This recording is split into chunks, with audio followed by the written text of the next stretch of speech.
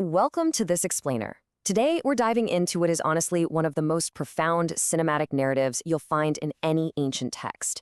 We're looking at the dramatic aftermath of the very first great tragedy in the book of Genesis. The story of Eden, it's over. The gates are closed. Humanity now stands at this massive crossroads. And from the ashes of just one fractured family, we're about to see the architecture of two entirely different civilizations rising up side by side. We're talking about two distinct spiritual trajectories, two completely different visions of what human life is actually for. To really get where we're going today, we've got to drop straight into the emotional ruins of where this all begins. Think about it. Adam and Eve, they've already lost the garden of unmediated divine presence. They are living east of Eden under immense pressure. But then comes the second catastrophic event, the field. The text arrives at this fratricide with terrible economy. There's no recorded argument here, no extended confrontation, just the speaking, the field, the rising up, and the death. Adam and Eve are just left standing in the devastating silence of that field, having watched their first two experiments in human brotherhood end in blood and exile. Section 1. Two paths emerge, forming new worlds. Okay, let's dive into this. Right here, Genesis stops just telling the stories of individuals and starts tracing the slow, deliberate formation of entire worlds. On one hand, the line of Cain grows outward. It's totally characterized by visible expansion, mastery over the environment, and the rapid building of civilization. On the right, we have its structural counterpart, the line of Seth. Seth's line grows upward. It is defined by spiritual continuity, calling upon God, and maintaining a connection to heaven. It is the ultimate, striking contrast between external mastery and sacred alignment.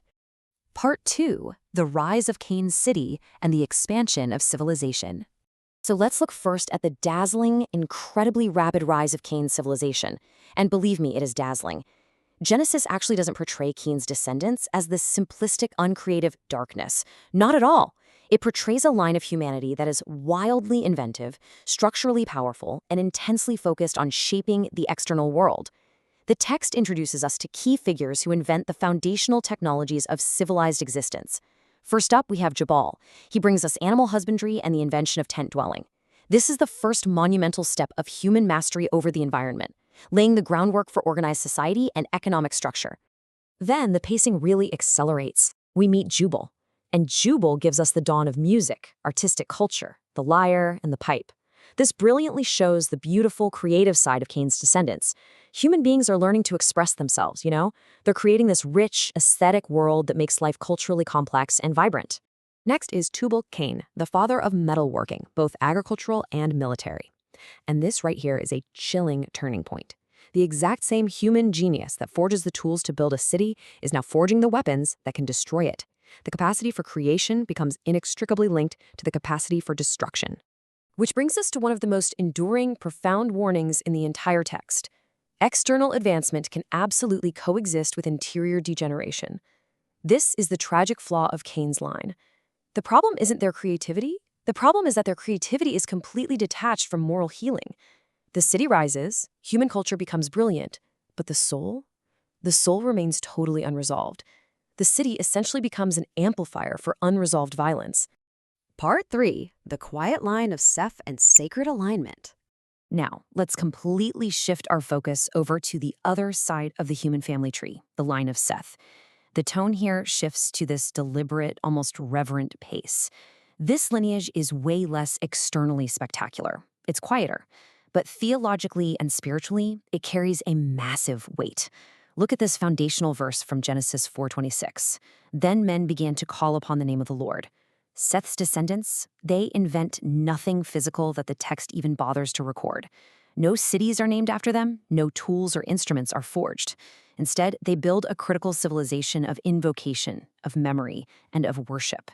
They're oriented entirely toward remaining rightly related to heaven while inhabiting the earth. And the way Seth's line is recorded, it's honestly fascinating. It follows this incredibly heavy, persistent rhythm. A man lived, he begot a son, and he died. Scholars going all the way from Augustine to Robert Alter have pointed out that this is the most insistent cadence of mortality in the Bible. It's a line of dying human beings. But the absolutely crucial point here is that they pass the faith from hand to hand across the centuries. They pass something forward in the act of dying that is actually stronger than death itself. Part 4. Lamech and Enoch, the seventh generation. So these two totally divergent paths, they reach their absolute narrative climax in the seventh generation. The seventh generation kind of represents the full realization of each line's inner nature. In Cain's line, the seventh generation is Lamech.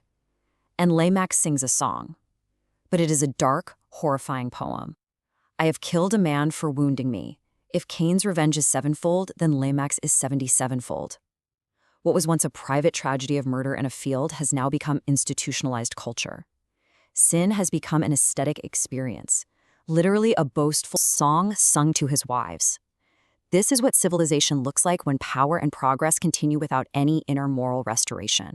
But over in Seth's line, the seventh generation is Enoch. And wow, this brilliantly illustrates the ultimate contrast. The text just says, Enoch walked with God, and he was not, for God took him. Right in the middle of that relentless drumbeat of mortality, and he died, and he died. There is this sudden visual shock. Enoch doesn't die. He experiences true covenantal intimacy with the divine, and it abruptly interrupts the curse of death itself. Grace literally interrupts the final refrain. Part 5. An unbroken chain and the continuity of hope.